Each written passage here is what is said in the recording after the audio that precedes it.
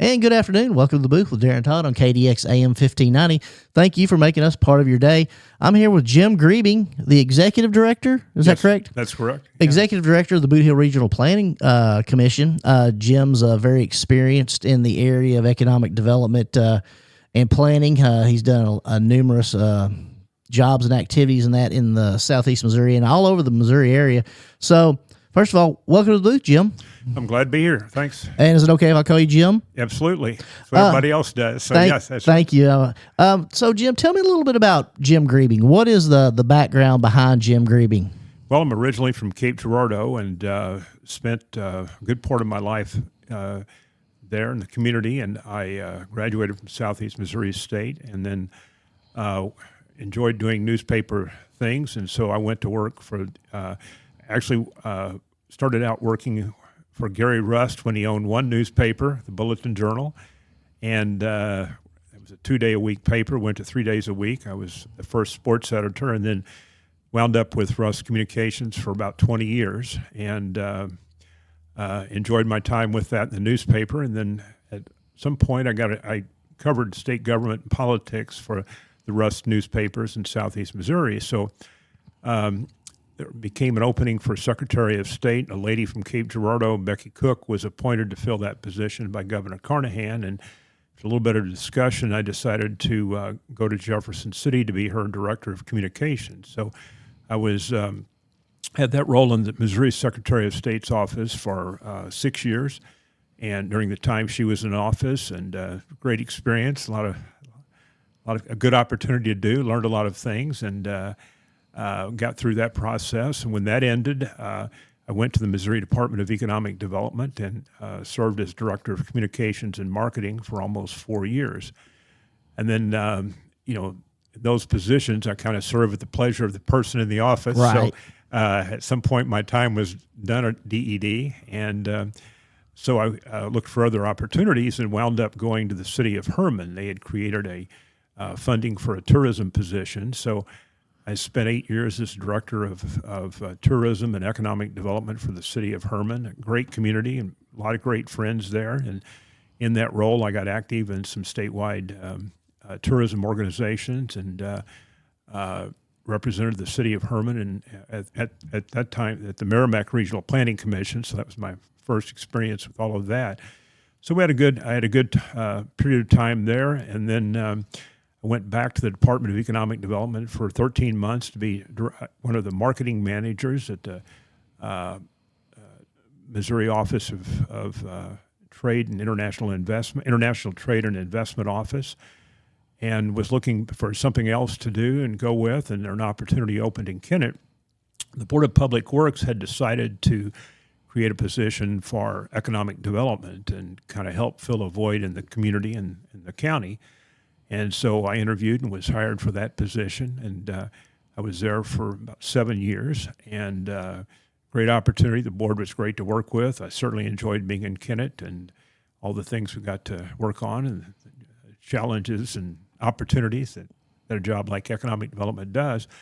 And then at some point, the board decided they wanted to back out of economic development, so I was consulting for a little bit and trying to decide what to do next, or whether to retire or pursue something. And I got a call from the Boot Hill Regional Planning Commission. They had a vacancy for director. So over a period of time, I got interviewed for that position and took over that. Actually, I'm coming up on about 3 weeks. I'll finish my third year there. So I said I'd go in and do it for a while. I've been there 3 years and hopefully be there a couple more years, and really enjoy the ability to work with all the communities on a regular basis. Yeah. And again, we're here on Welcome to the Booth with Darren Todd on KDX AM 1590 with Jim Grebing, the Executive Director of the Boot Hill Regional Planning Commission. Jim's been going through his extensive list of activities and employment that he's done involving the economic development side of it. Jim, one thing I think is most fascinating is you talked about working for Gary Rust. Right. With his first newspaper. Yes. Just what year was that? I went to work for him in 1975. So he was working a little bit with folks with the Jackson Cashbook Journal and involved with Gerald Jones, who recently passed away, Marvin Proffer, and another state representative on some papers there, and so he was so he that was the early 1970s, but I went to work for him in March of 1975, and he was he was kind of ahead of his time in free distribution newspapers, and talked about if people will pick up a free distribution newspaper, which gives you the volume to go out and attract the advertising at that time from Schnucks and Walmart. They'll advertise, you got the circulation, and to ensure people pick it up, first of all, you got the good advertising. Then he wanted to have a quality news product that made it worth going out and picking the paper up and taking it in, making it an essential part of the community. So did that, and then ultimately was there until he bought the Southeast Missourian, and so went to work there and spent some time there and enjoyed that. And I was sort of looking for another opportunity to do something else, and you can only write the same story every year so many times. That's right. I was starting to wear out just a little bit and looking for other things, and then this opportunity came up in Jefferson City, and I took that. But I enjoyed the newspaper a great deal, and it was fascinating work with Gary Rust and Rust family, and they're a great success story. And I deep down, no matter what I do, I'm always still kind of a reporter, always looking for a story or an opportunity and that sort of thing. Absolutely. And we're getting welcome to the booth with Darren Todd on KDX AM 1590, talking to Jim Grebing, talking a little bit about his early days working for Gary Rust and Rust Communications back in 1975.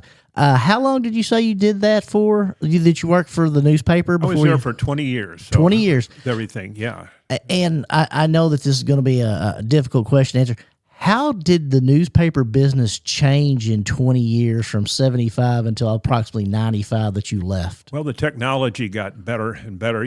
When we first started, you'd type a story on a typewriter, and you would proofread it and mark it up a little bit, and then sometimes an editor would take a look at it, mark it with a pen, and then go out, and it would be typeset, and then they'd have to proofread the typesetting to make sure it was all accurate, and then rolled it out and pasted it, and actually pasted it on the pages. I was not there for the time when you actually had to do the lead, do all the lead and the metal and that sort of thing. But this was new technology at the time and worked pretty well. And then eventually we got computers, and one of the things about computers initially with the newspaper is every so often you had to hit save your story. If you didn't save it, it didn't save automatically. That was probably one of the best inventions with computers ever, when you don't have to hit save all the time. And so it worked out, and then ultimately the newspaper, the presses got better, and were able to do color printing and so forth, and worked out pretty well. And then prior to going to work for Gary, I'd worked for the Southeast Missourian on weekends with Ray Owen, doing sports calls that came in, and I'd been a paper boy, and so I worked in the mailroom for several years, taking papers off the press and taking them out to carriers and that sort of thing. So altogether, counting my paperboy days, I spent about 30 years working with Southeast Missouri and Rust Communications in that time frame. And again, we're on Welcome to the Booth with Darren Todd on KDX AM 1590, talking to Jim Grebing, the Executive Director of the Boot Hill Regional Planning Commission, talking about his extensive experience in the newspaper business. And Jim, one thing I've noticed as I've kind of started to pick up a little bit in the radio world is it seems like when I go in and talk to anybody in radio, there's always some kind of relationship with, I worked with his father worked with my father, or my uncle worked with so-and-so. Was that kind of the same in the newspaper business? Was it kind of a very familial type relationship? It kind of depends on the area. Certainly in the newspaper business as a reporter or even an ad salesman, relationships are everything, because you got to have people trust you to give you the information for a story, and walk in the room. You don't want them saying, "Oh my God, here's Grebing," unless they've done something wrong and they're fearful. But you don't want them, "Oh, I wish somebody else was covering me tonight," to get a better story out. But yeah, in the case at the Southeast Missourian, the Nader family had that newspaper for a long time, and went through different generations of their family at the paper.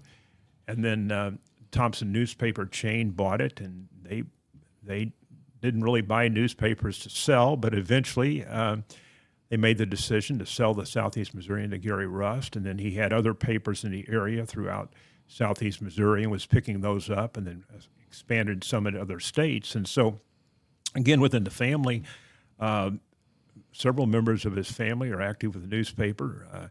John Rust is the president of Rust Communications, and he's cutting edge, just like his dad is. And Gary Rust Jr. is there, and other members of the family are working in the newspaper, kind of carrying on the tradition. And it's not unusual in newspaper and media to have, particularly at the publishing level, it kind of goes on through the families over time and different things. So. Outstanding. And again, we're on Welcome to the Booth with Darren Todd on KDX AM 1590, talking to Jim Grebing, Executive Director of the Boot Hill Regional Planning Commission. And Jim, one of the things you've had a extremely fascinating career.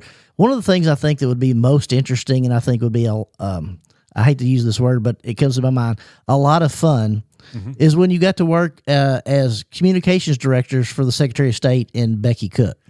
Yeah, I have always enjoyed government and politics and covering that over the years, and so she was appointed Secretary of State, took over, I think, December 16th, 1994, and so the previous Secretary of State who had been elected had been removed from office for some election violations, what have you. Judy Moriarty. Yes. Who And also changed the blue book to the mauve book. To the mauve book. Yes. And that's exactly right. And so when I came in, I actually went up to, I was called by Chris Sifford and Roy Temple in the governor's office.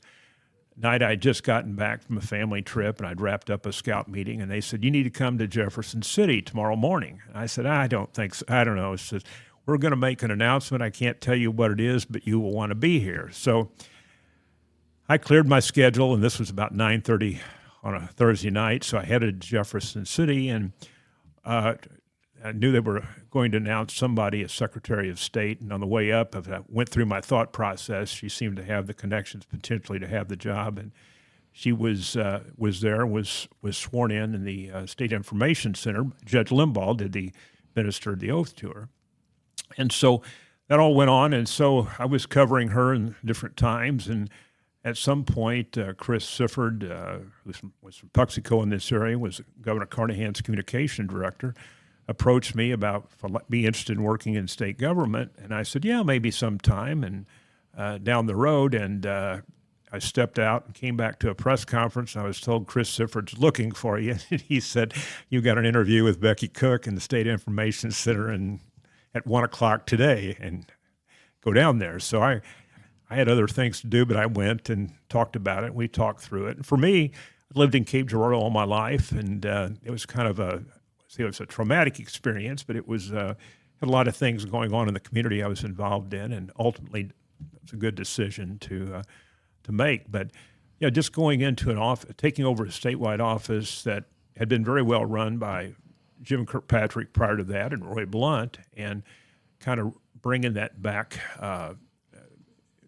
in focus. It was a lot of challenges there to go in, and you've got about 250 employees, and probably 15 or 20 kind of serve at the player. The others are just basically state workers doing their job every day, and so it was an exciting time, and worked with legislators and everything, and it was I enjoyed every bit of it. I got to do a lot of things I never thought I'd get to do, and the fun times as communications director, when there was a personnel decision made, I had to be the one to explain what happened, and, right. And then I always had the attorney saying, "Now be careful what you say. We don't want to make this a lawsuit or treat all that." And I'm to the point, if you make a personnel move early in a new administration, you want to brag about it because we're cleaning the place up, going a new direction, and so we butted heads on that a little bit. Never with Becky, but certainly with the legal counsel. But that's okay, and went on. And I think it was a great 6 years, made some wonderful friends, and really accomplished a lot, and opened up a lot of opportunities. And I loved every minute of my. I'm one of these guys that I've always liked every job I've ever had, and And so that's kind of like enjoy going to work, and one of those sick people, I guess, but worked out well. But state government's an interesting opportunity going around different things, but we did a lot of good things, and and moved on, and it was a great opportunity, and I'm glad I didn't miss it. And again, we're on Welcome to the Booth with Darren Todd on KDX AM 1590, talking to Jim Grebing, the Executive Director of the Boot Hill Regional Planning Commission. Talk a little bit about how Jim worked his way from the newspaper to working in the Capitol within Secretary of State Becky Cook, who, of course, was appointed by Governor Carnahan after Secretary Moriarty was removed.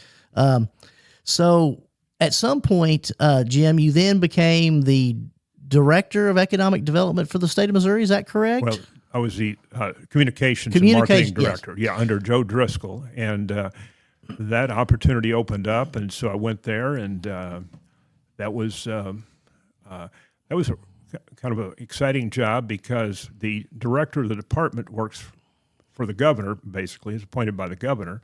In that case, it was Governor Holden, and then and Joe Driscoll had been there for a while, and then later Kelvin Simmons came in for a period of time. And so you're basically working in the department. I had a staff of 8 people under me for different to do media work and publications division, planning conferences, and that sort of thing. So when we were going through all that, you basically, when a big event came, you'd have the governor's office paying a lot of attention. You'd prepare press releases or talking points for the governor, and some days I'd be in my office, and Joe Driscoll would walk by, who I knew as a legislator and covered him in the paper. Had a great relationship with Joe, and he'd come in some days and say, "Are you going to be around much longer?" And I said, "Today," and I said, "Well, I guess, whatever, or I'm just catching up on stuff." He says, "Well, don't plan your schedule too full tomorrow because Governor Holden's getting a call from Ford Motor Company at 5:30 tonight, and they're going to be closing the Hazelwood plant," or you'd hear those types of announcements, good and bad. And so you'd have to be ready for that to provide whatever the department, the governor's office needed. And also we had a lot of international events that we worked on, particularly in the life sciences area, which was emerging in that time. And I never got to go to any of the big meetings, but I was responsible for working with the staff in terms of the marketing materials we needed for that, having the talking points and the books and everything to go out and attend those events. So that was good, and there's a great network of outstanding economic development professionals around the state, and really got a chance to know them. And the department has some terrific people, as it does today. It's one of those departments of state government that no matter who the governor is, it always seems to have high-quality people working and focused on job creation and retention in the state and training, and it's a real pleasure to work with them and see how that goes. And again, we're on Welcome to the Booth with Darren Todd on KDX AM 1590, talking to Jim Grebing, the Executive Director of the Boot Hill Regional Planning Commission. Jim's been going through and talking a lot about some of his past work, which is very fascinating to me. I'm a big fan of the political arena in regards to just how it works, not necessarily the state representative level or the governor level, but behind the scenes. You always have to have those individuals running the departments, like a Department of Economic Development, Division of Family Services, and things of that nature that really make the entire system work. Jim, while you were doing this, you watch these shows like The West Wing and things of that nature, and is it almost like you're on duty 24 hours a day the entire 6 years you were working? Yeah, when I was with the Secretary of State in the Department of Economic Development, I never left I was always on the job. And the thing about that is you would be, most people, and one thing I always noticed is you'd send press releases out, nobody'd pay attention to them much. But on Friday, everybody was looking for news for the weekend, and they'd start calling. And so I usually wore a suit every day because I did some camera stuff on TV and different things in Jeff City. And most people, Friday was dress down day, but I always had a coat tie with me or nearby because, it seemed like there was was an opportunity to go in and talk with those. And it's almost too, if you didn't have a coat and tie on every day and you came in and you had a coat and tie, it was like, something's big happening one way or the other because Jim's got a suit and tie on. That's right. And we had some interesting things would happen. And for example, whenever I was still in the Secretary of State's office when Governor Carnahan was killed in the plane crash in October of 2000. That all kind of broke, and I was at my house in Jefferson City, and wound up getting a call from Becky Cook telling me that seems like that had happened and different things. And I said, "Do I need to come into the office?" And I don't really know whether it's necessary or not. But all the elected officials and the Speaker and the President of the Senate were going to assemble in the governor's office, and to swear in the lieutenant governor, you had to say basically the governor is incapacitated, which they didn't know anything for sure, but that was the process that had to be done. And so I wound up heading up to the Capitol. I started getting phone calls from media around the state at home wanting to know if I could confirm that Governor Carnahan had been killed in the plane crash. And when obviously, I'm not the spokesman. I don't want to do that. That's not my area to talk about. So went back up and spent some time in the Capitol. And as the evening evolved, at one point I remember I walked down the hall and stopped and talked to one reporter that were waiting in the governor's office. My office was just down the hall from the governor, and walked out there, and I answered 3 questions. I looked up, and I had a team of about 20 cameras and media all around me. And I said, I got to go. I don't want to be in this situation because you certainly that's not my role to discuss the situation with Governor Carnahan. And so now, as the evening went on, then everybody was talking about you become to the practical side after everything's been done. There was a unique situation in Missouri law, and other states have this as well, that there is that it was too late to replace the candidate on the ballot. So in this case, Governor Carnahan's name would remain on the ballot, and if against John Ashcroft, who is seeking re-election to the Senate. So if the way it worked under the Missouri law is if the deceased person on the ballot is elected, then there would be a vacancy, and that vacancy would be filled by the governor, a normal process for that. And so that was kind of an interesting situation to try to explain. It was hard for, just not the kind of thing that ever happens. And I even had gotten a voicemail from Chris Matthews at Hardball trying to call back with some information on it on my other phone. And there was a lot of interest in that media-wise, and trying to explain that that's the law. It was there. It's the legislature put in and intended to have ballot finality prior to an election. But the end result in this case, it spent a lot of my time. So I didn't sleep a lot between mid-October and then the end of our term was running out, and so first couple days of January, I didn't do much but go to my office and work. I didn't even have time to look for another job in that time. Yeah. And again, we're here on Welcome to the Booth with Darren Todd on KDX AM 1590, talking to Jim Grebing, Executive Director of the Boot Hill Regional Planning Commission. And Jim, as you indicated, your time in state politics ended. You did some work for economic development there in Jeff City, and then eventually you wound up becoming the director of the Boot Hill Regional Planning Commission. Yes. Tell the people a little bit about where's the Boot Hill Regional Planning Commission, what's its role, because a lot of people know that a lot of good stuff happened, but they don't know exactly what it is or what it does. Right. A lot of people don't have a lot of understanding on it, and the Boot Hill Regional Planning Commission, our office is in Dexter in the old National Guard Armory building, and we've done some work on the building, and a lot of organizations use it for events and things, particularly things like University of Missouri Extension, Farm Bureau, and other organizations. And so we serve the counties of Scott, Mississippi, New Madrid, Dunklin, Pemiscot, and Stoddard. And there's about 138,000 people living in those counties. There's 62 cities of all sizes. Obviously, Sikeston Kennett and Dexter are the larger of the cities in our region. And so our role, so there are planning commissions or councils of government. They have different type names, but in the United States, under the Economic Development Administration, every county is under some type of a regional planning commission or its equivalent. And so there are about 19 of those in the state of Missouri.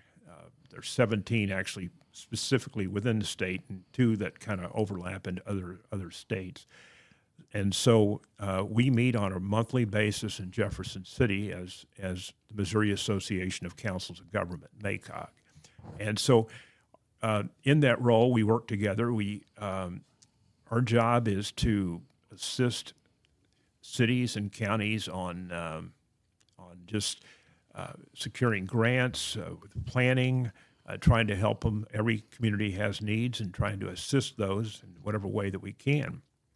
And so in the case of the planning commissions, we partner with a lot of state and federal agencies. We have a partnership with MoDOT. All the planning commissions do, the TAC, the Transportation Advisory Committees that deal with issues like roads and bridges in the area, and just things like the need to extend 412 to complete that from Kennett to the Arkansas line, the expansion of Highway 60, new Interstate 57, all those kinds of projects go through the Transportation Advisory Committee, and we have a planner that coordinates that. We work with MoDOT on a lot of planning, and we're given a little bit of our funding through that. We also work under the Economic Development Administration, federal level. We do grants for them. We're also they also provide some funding for us.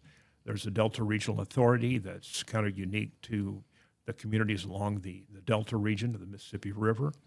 And so we work closely with them on things and grants, USDA Rural Development and Department of Natural Resources, EPA through DNR and the Brownfield program and different things. So we also have a partnership with FEMA, SEMA, in terms of doing annual regular hazard mitigation plans and helping with that for the region. So, with the Department of Economic Development, they have HUD funds that are distributed within the state, the Community Development Block Grant Program, which is probably one that a lot of people hear about. I think we've got 12 applications we submitted 3 or 4 weeks ago near the deadline for things like infrastructure, like trying to build a community center or something, or building in a community, for doing water, wastewater projects. There's also funds for street improvements and upgrades in infrastructure. And there's some money set aside for planning and things like broadband and so forth under that. So that's a program we work with. And then we, if a project is awarded, then there are funds for us to administer that program. And as you know, with any government program, state or federal or regional, there's a lot of red tape, a lot of hoops to jump through. And the service that the Planning Commission provides is we've got a team that can do all of those things and manage that process. And so that's a big role we have to do, because there's so many hoops you have to jump through. Just like on a community development block grant, you've got to procure for an engineer, you got to procure for a grant for an administrator of the grant. That's a process. You've got to advertise public hearings in the newspapers and other media. You've got to be able to conduct those public hearings in a timely manner. Once a contract is awarded, you've got to go out and have a pre-construction conference, helping the selection of the contractor. Those contractors, in some cases, depending on the project, they have to be paying prevailing wage. So we got to monitor the wages to make sure they're paid in accordance with the guidelines of state and federal laws, and on and on and on like that. Once a project is finished, it's got to be closed out, everything's submitted and wrapped up. So I don't do a lot of that. I've got people for that. That's, right. I would, but I've got a great team in the office that does that, as all planning commissions do, and just to help a city go forward and do that. I think another thing we do that's really important for a community is we like to be able to talk to a community. New leadership comes in, somebody suddenly is mayor, or they've had a turnover in leadership, and they just want to know, well, what we have these problems, how do we solve them? Now, some of those can be solved other places. Some have to be done within the community, but a lot of things they have some street repairs. They're need a new building. They need some mitigation programs for disaster, whatever, or just a simple grant to get storm sirens Right. in the county, or a new fire truck or something like that. We can assist them with that, and we talk about the needs they have and help them prioritize and kind of see where we can go out and help with that and get them ready to apply for the grants and be successful and that sort of thing. And so, yeah. And again, we're here on Welcome to the Booth with Darren Todd on KDX AM 1590, talking to Jim Grebing, the Executive Director of the Boot Hill Regional Planning Commission. He's talking a little bit about what the Boot Hill Regional Planning Commission entails in regards to how it helps the area that it's involved in. And the thing that I was thinking, Jim, and when I was going around these cities and I talked to Charlie Jackson, the mayor of Camels, or just regular Cindy Wammel, who took over for Holcomb, or Dan Seeger, who's the mayor of Advance, or any other their mayor in the area, is a lot of the problems that I've noticed is street paving is a major issue. Everyone wants good roads that they live in. Another is wastewater and lagoon issues and things of that nature. Is that something that Boot Hill Regional Planning Commission can help cities do?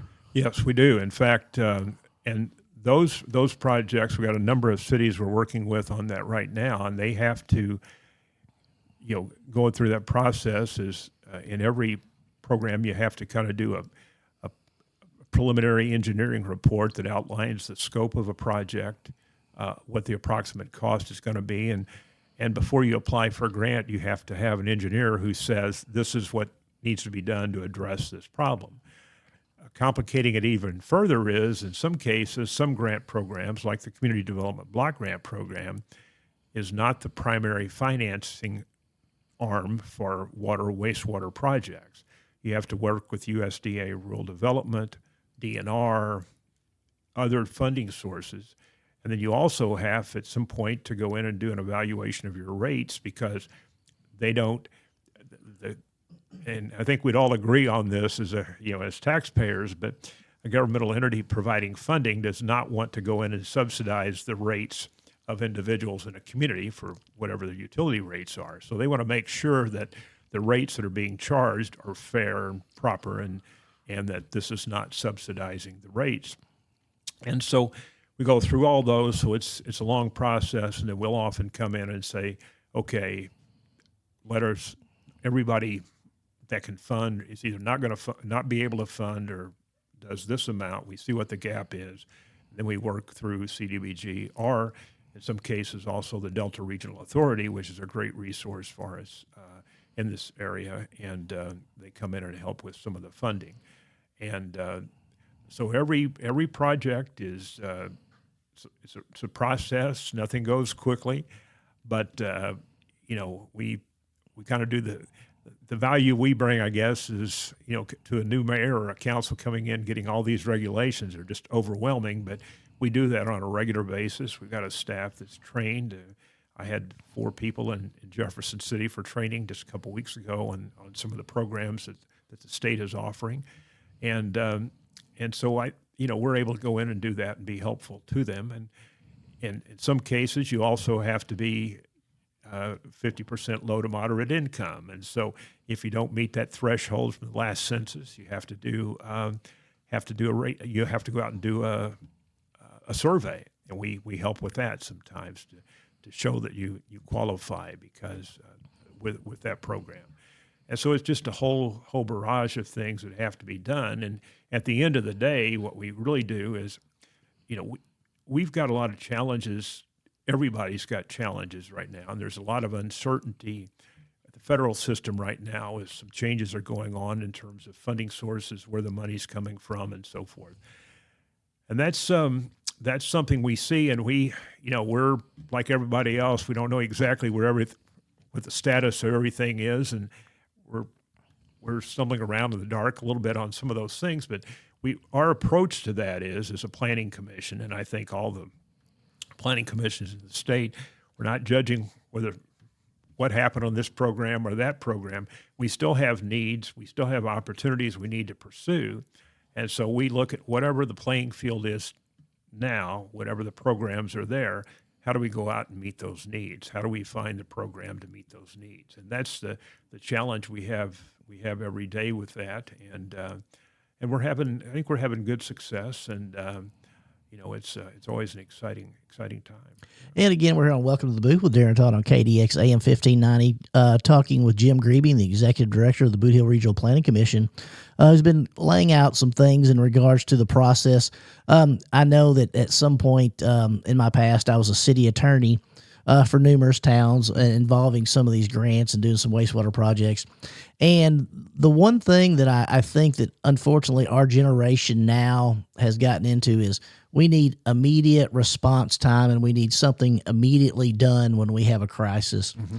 And I think, as you've indicated, whenever a wastewater issue develops or a road issue develops, when you're dealing with 15 agencies in the United States government or state government, it's not going to be an overnight fix. Is that correct, Jim? That's right. It really isn't. Even when you get emergency funding, that's the same thing, and that's an issue. Now, so we just have to sit down and in some cases, if say you've got some storm damage, something with that, there are different levels of funding that come out for that. So obviously, if individuals or businesses are impacted by a tornado or flooding or storm or whatever, which we've had, unfortunately, quite a bit of that in the Boot Hill, then FEMA comes in and sets up resource centers, and we help with that. We actually hosted a FEMA center at our office last fall, or I guess last spring, to help provide a spot for them to work from.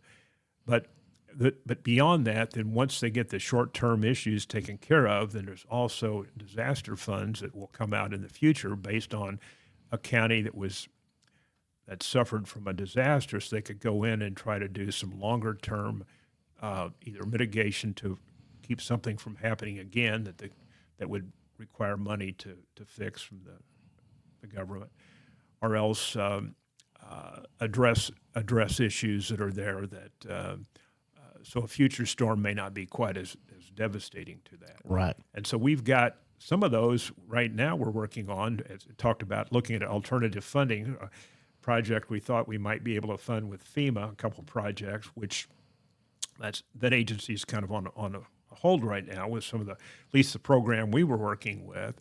But now under some of this disaster funds that are available, we're out looking to see if some of that money for those counties that were impacted in a particular disaster, if we can go back and try to get those projects funded using that disaster money. So there's always a lot of moving parts, a lot of options. Sometimes we just can't do something. If you want parkland, you've got a park and you want to do some renovations in your park under the Land Water Conservation Program, it's a great project, a great program, but you have to have a 50% match. Right. If you don't have a 50% match, it's not worth talking about. That's right. The issue. But for those that use it, and I think Advance looked at that a couple of other communities in the area. And if it works, it's good. And if not, you got to look for something else.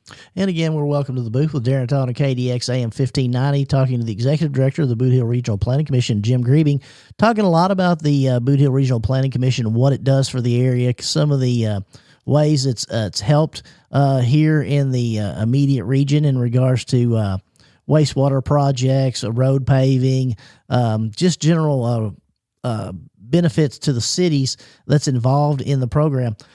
Jim, in regards to the cities and the counties involved, I'm assuming that you make a conscientious effort to reach out to those cities and those towns quite frequently to let them know, hey, we're here to help you. You need to let us know what you need so we can assist you. Yes, absolutely. We have so the cities and counties all pay based on population. They're members of the Planning Commission. They pay annual dues for that purpose. That's one of our sources of revenue. And we have a monthly, we have a bi-monthly meeting where the mayor of each city or different representatives of cities can come, and we'll talk about projects, programs we've got going on. We usually have a speaker. We've got an executive board of 10 members representing a cross-section of the region. They kind of are a governing board, and they meet once a month. And with that, but we do a pretty big outreach effort. And one of the things too we're doing as part of that, because what we tell a community is, just come in if you're overwhelmed, whatever. Come to our office. We'll come to yours. Sit down and just talk about what your needs are. Because in a lot of cases, if you have a lot of problems, you've got infrastructure issues that are significant, you've got to prioritize and figure out, well, what can you do? And if a match is, in some cases, matches are required of some amount. 50% is pretty rare, but just specific for that one program. But, if you need 10 or 20% match or some in-kind work you can do, how can you bring that to the table, and what's the best way to move forward with on that? I think the other thing we're doing a little more with communities to help in that is doing more community planning. We've done, every 5 years we have to do under the FEMA State Emergency Management Office, we have to do a study, a hazard mitigation assessment and report and plan for each county. I think it's a good thing because we don't have to worry about it for 3.5 years, but all of ours came up at the same time, Right. basically. So we just completed that process, but we're out doing public meetings, working with people, trying to put together a plan in place that then provides a pathway for programs. If you're in the plan, then you could apply for some of the grants that are available to address those needs. We're also doing some comprehensive planning,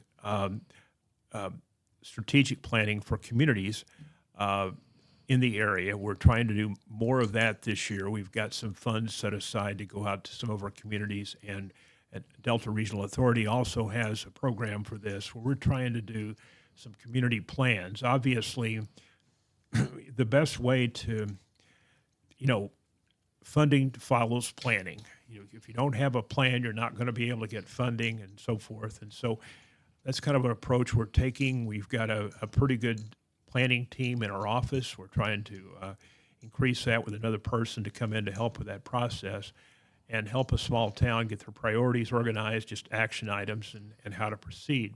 And that protects you also. If you've got a plan everybody's embraced and you go on and you have new council members, you got a 5-year plan or whatever that's subject to revision over time.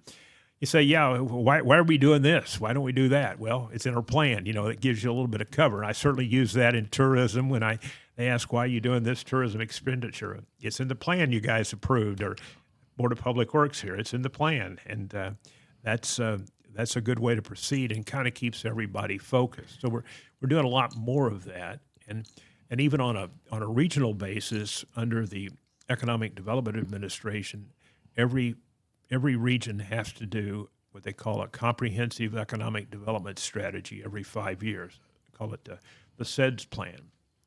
And we finished ours last year. We're a little behind on some of the implementation because as administration changing, it took a little while to get the approval from EDA, which we've gotten, and we're moving forward. But that's a look where we got a steering committee involving probably 35 people from throughout the region. Other people were involved. And we just put together a strategic plan, which we're calling Building a Better Boot Heel. And we take into account the fact that economic development requires a lot of components. Community development, you have to be able to have good infrastructure. You have to be able to have everybody working together. A company locating in an area doesn't care what town they're in. They want a spot. They're looking for a location. And so those workers are going to come from all over the area. There's not a boundary around Kennett. There's not a boundary around Dexter when you go to economic development. Every community has a regional pool, so you have to work together. And to a certain extent, what we're able to do is do some regional planning, regional plans, have everybody kind of working together. one of the things we're focused on right now as part of the SEDS plan is we've doing a pretty good job of building infrastructure in communities with streets, water, wastewater. It's a never-ending prospect with 62 cities. We've got a lot of things to do.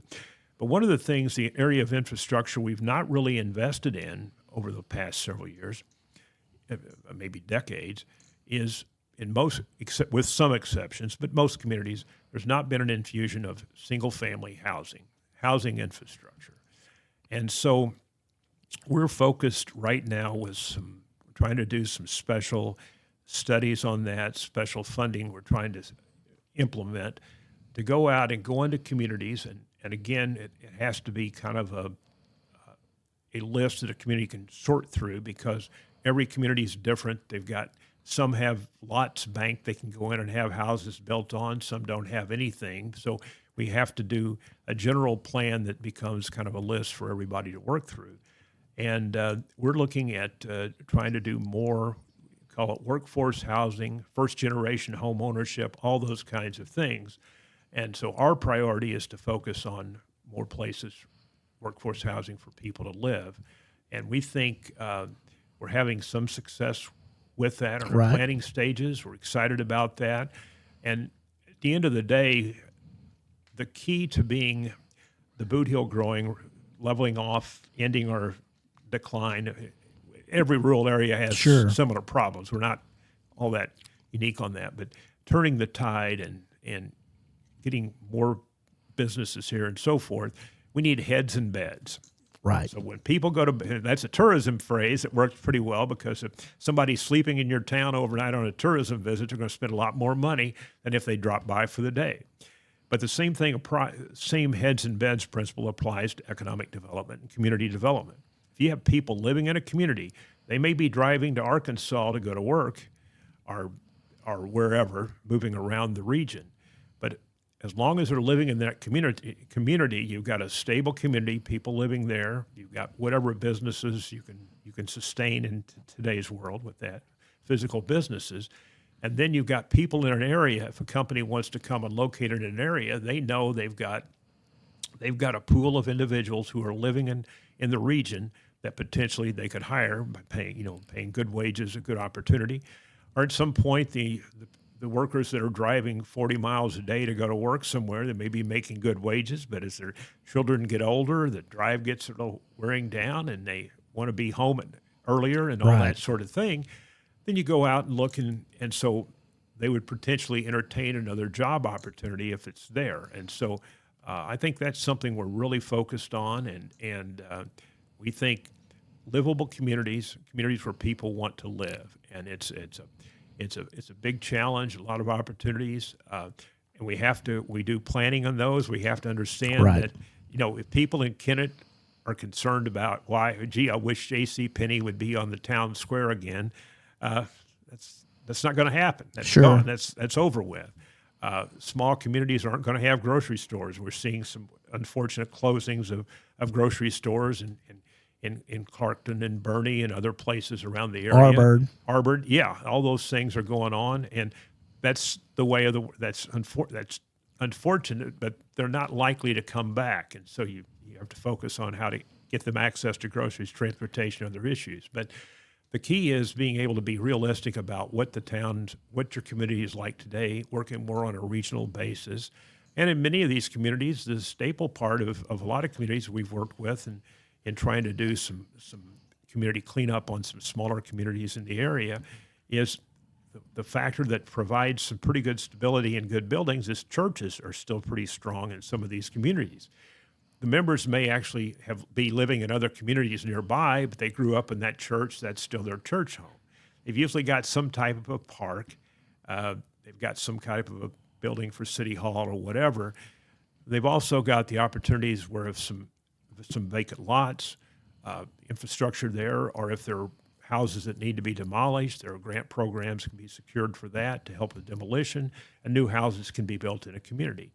And we're finding that there are a lot of builders out here who are interested in making a difference in the communities where they live, and with that, and got some good training programs in the area that help teach building trades. We're seeing more and more of that in our region.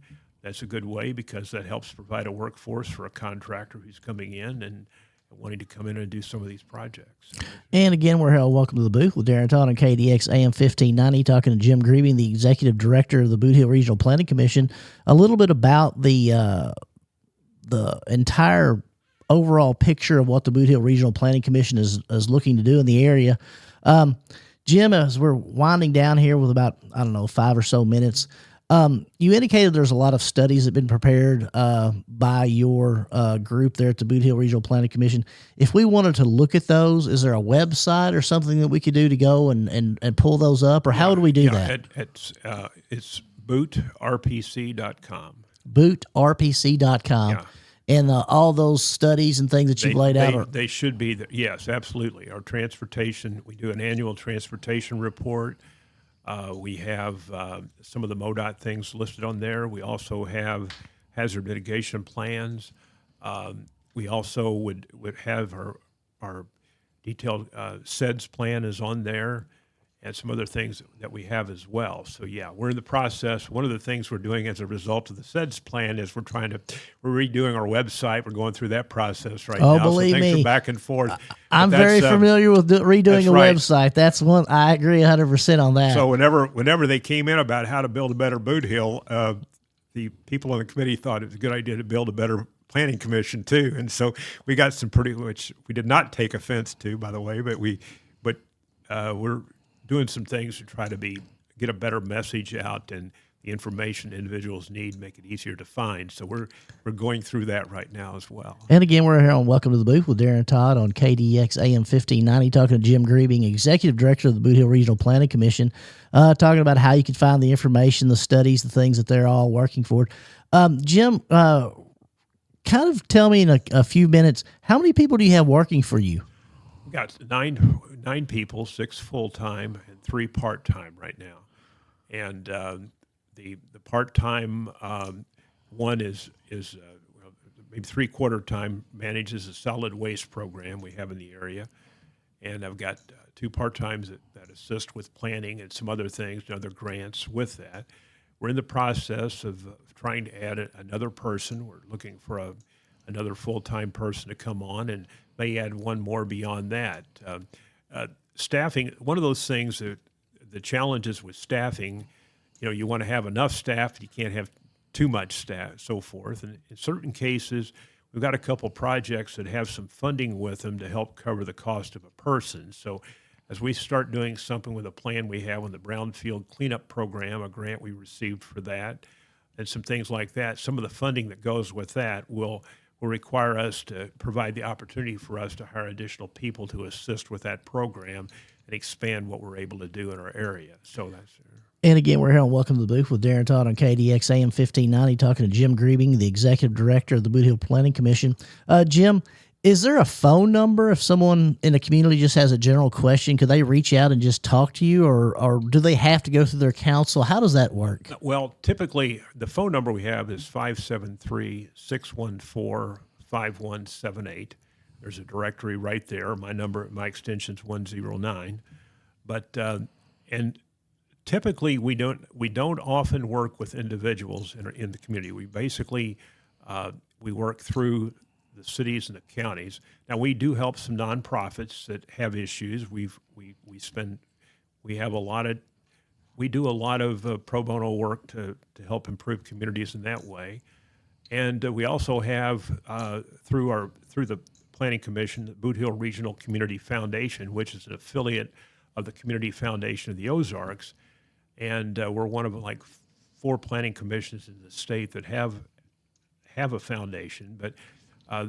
That's a way to go out and provide some grants and things. Melissa Combs from Kennedy is the chairman of that board, and we're trying to gives us a chance to provide fund special programs. And then for a nonprofit that maybe needs a way to they don't want to become a 501c3 and all the paperwork with that. They need a place to put money, or if somebody wants to make a donation to a city for park projects or something like that, it can be put into that fund, and they know that it'll be used for their intended purpose, regardless of who the members of the council are and so forth. Scholarship funds and that sort of thing as well. And again, we're on Welcome to the Booth with Darren Todd on KDX AM 1590, talking to Jim Grebing, Executive Director of the Boot Hill Regional Planning Commission. As we wind down, the one thing that I'd say, and I think Jim will concur, is if you have a question or concern, if you call them, they may not be able to help you, but they will be able to tell you what direction you need to go in that event. Is that correct, Jim? Absolutely. We've got a lot of partners, and,